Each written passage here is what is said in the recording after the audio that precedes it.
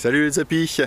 Bon, aujourd'hui on est le 17 janvier, petite vidéo, je viens contrôler les réserves des ruches, on va mettre les plaques d'hivernage et on va s'occuper un petit peu du rucher. Un petit générique et on y va, c'est parti.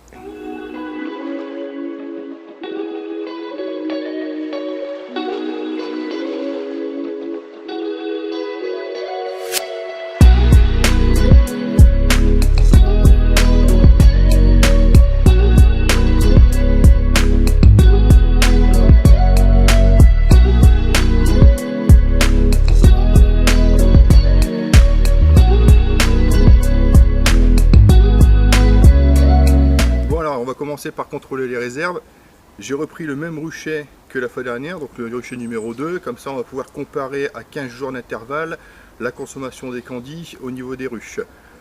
Avant de regarder les candis et avant d'allumer la caméra, j'ai tapoté, comme je vous disais sur la vidéo rucher, janvier au rucher, tapoté sur les ruches pour voir si les colonies sont toujours vivantes. Là toutes les colonies vivent, il n'y a pas de souci. On va regarder maintenant les candis pour voir la consommation, où ça en est.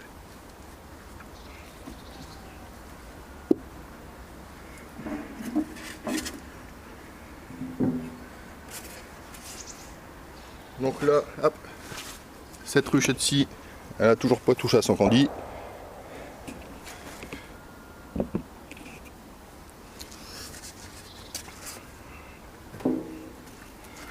On passe à la deuxième. Ah, la deuxième, elle a commencé à bien attaquer son candi. Donc comme vous pouvez voir ici, tout a été consommé. Bon, il reste encore pas mal de réserves, on va les laisser comme ça, mais bon, c'est bien, la colonie est bien vivante. On laisse le candi. Troisième ruchette.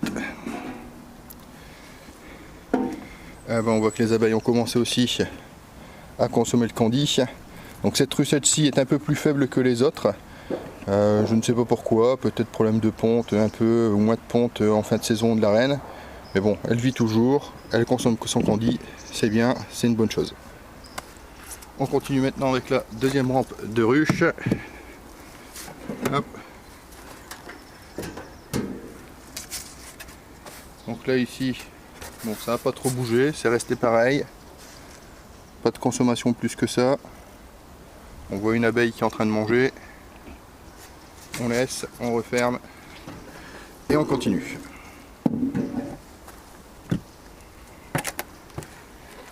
On regarde maintenant sur le double nucléi, voir ce qui se passe exactement. Il reste encore du candi, les abeilles sont bien actives, il n'y a pas de souci. Pourtant il fait que 4 degrés, on a un petit rayon de soleil. Et je vois qu'elles ne sont pas forcément en grappe, tout du moins elles consomment le candi, donc c'est bien. C'est bien, c'est que ça hiverne bien. On va les laisser tranquilles. Et maintenant, la deuxième ruche de ce rucher.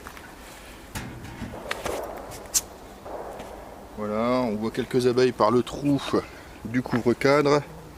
Là, je ne sais pas si vous allez bien les voir. Voilà, on en voit une qui monte là. La consommation de candi n'est pas exceptionnelle. Voilà, donc c'est-à-dire qu'elle doit avoir des réserves, c'est bien. Donc pareil, on touche pas, on laisse comme c'est, on referme. Allez, c'est parti. Visite maintenant de la ruchette en polystyrène. Voilà, donc c'est celle où le candi est directement sur la tête des cadres. Donc là, bien entendu, vous voyez, équipement, toujours, sécurité. Hop là. On va enfumer un petit peu les abeilles.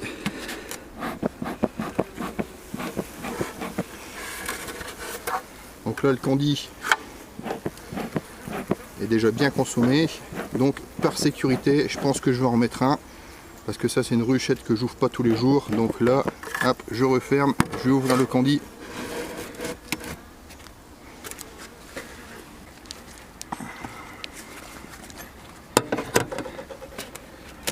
Allez, on va remettre un nouveau candi. C'est parti, on fume un petit peu les abeilles pour qu'elles descendent.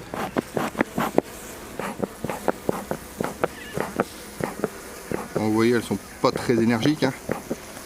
C'est normal. Voilà, on va décaler celui-là un petit peu sur le fond. Voilà. Hop, vous voyez, j'ai coupé un nouveau candi en deux. Attention les filles, poussez-vous. Poussez-vous, poussez-vous. Poussez-vous.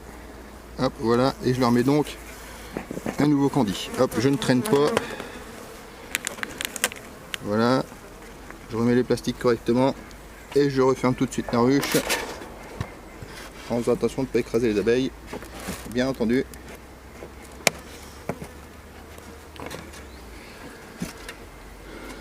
Le toit de la ruche et on ressangle le tout. Bon, alors au niveau de la consommation par rapport à la fois dernière, elles avaient légèrement consommé. Je préfère remettre un candy par sécurité. Surtout que cette ruche-ci, bon, c'est quand même un peu moins facile de pouvoir vérifier si le candy a été consommé que les autres, étant donné qu'il est sur la tête des cadres. Donc c'est-à-dire qu'à chaque fois il faut que j'ouvre la ruche, que je dérange les abeilles. Donc j'en ai un petit peu moins. Donc voilà, je préférerais mettre un candy en supplément par sécurité. Voilà.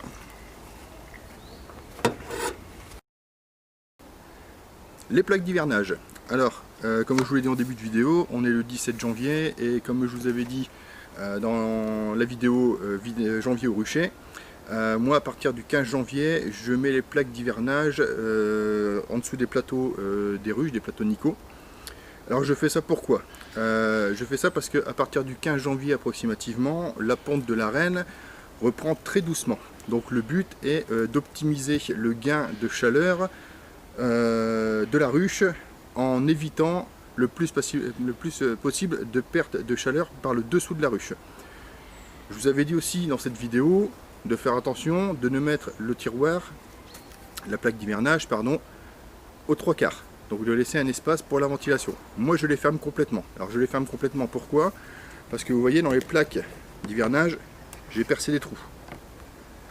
Voilà. Alors ces trous servent à évacuer l'humidité, puisque si on ne ferme pas les plaques complètement quand elles ne sont pas percées, c'est simplement une question d'humidité. Comme je vous l'ai déjà dit et comme vous le savez, les abeilles craignent beaucoup plus l'humidité que le froid.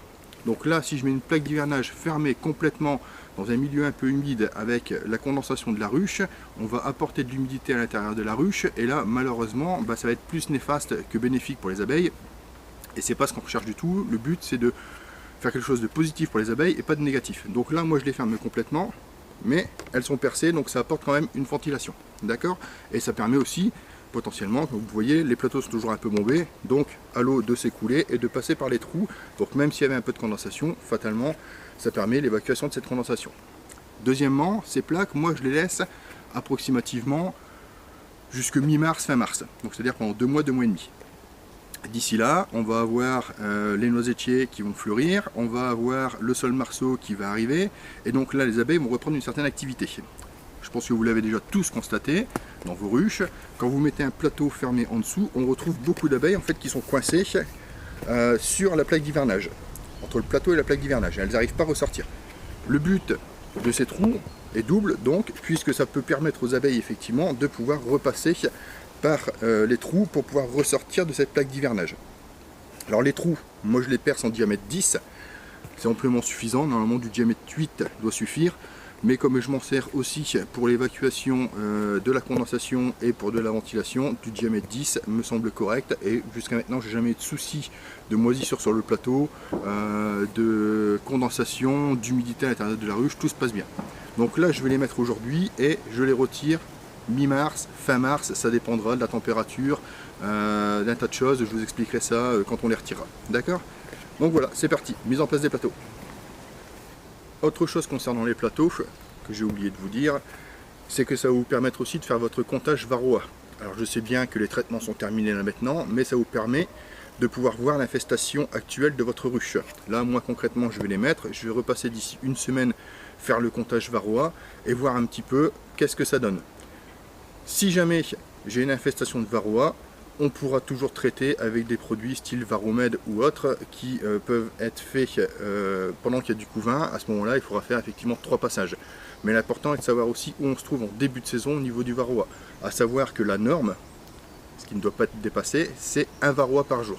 Donc c'est-à-dire que dans une semaine, quand je vais passer, si j'ai 7 varroas sur ma plaque, on est limite, mais on est correct. Si j'ai moins de 7 varroas, tout va bien. Si j'ai plus de 7 varroas, à ce moment-là, il faudra voir pour essayer de traiter la ruche là en début de saison.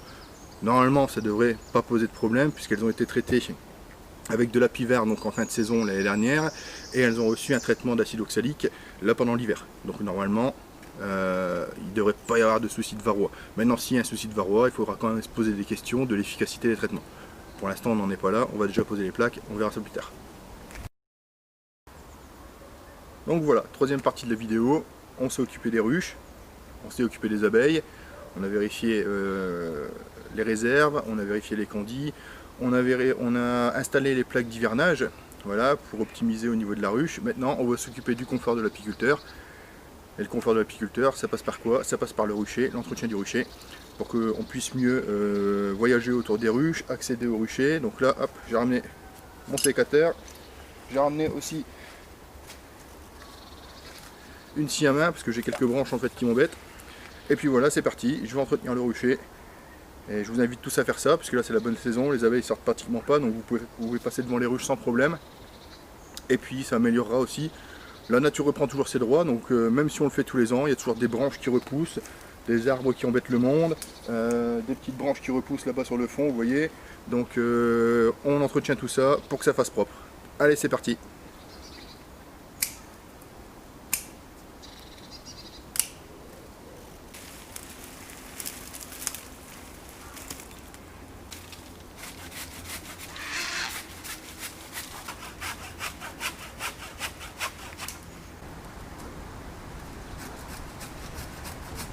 Donc voilà les apis, fini les travaux au rucher, voilà, j'ai tout bien débroussaillé, je vais vous montrer ça.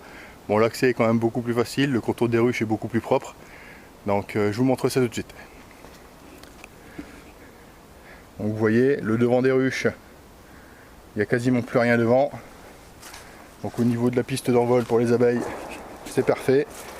En plus on a la chance de pouvoir voir quelques abeilles qui volent. Voilà.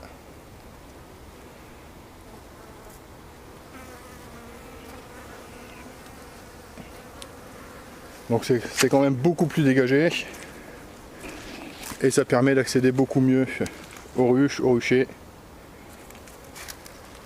et comme ça c'est propre.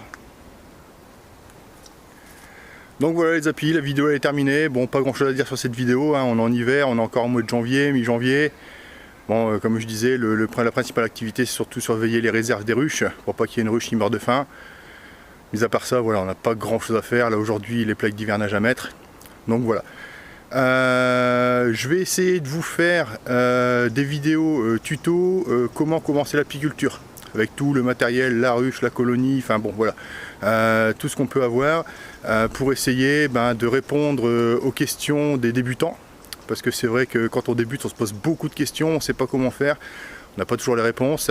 On ne connaît pas forcément des apiculteurs autour de soi pour avoir la réponse. Donc là, je vais essayer de faire des vidéos vraiment du début, le matériel, la ruche, jusque des choses un peu plus poussées pour les débutants. Donc voilà, donc dites-moi si ça vous intéresse ou pas dans les commentaires. Pareil, on s'abonne, on commente, on met un pouce bleu, et puis on se dit à la prochaine vidéo. Allez, salut les apis!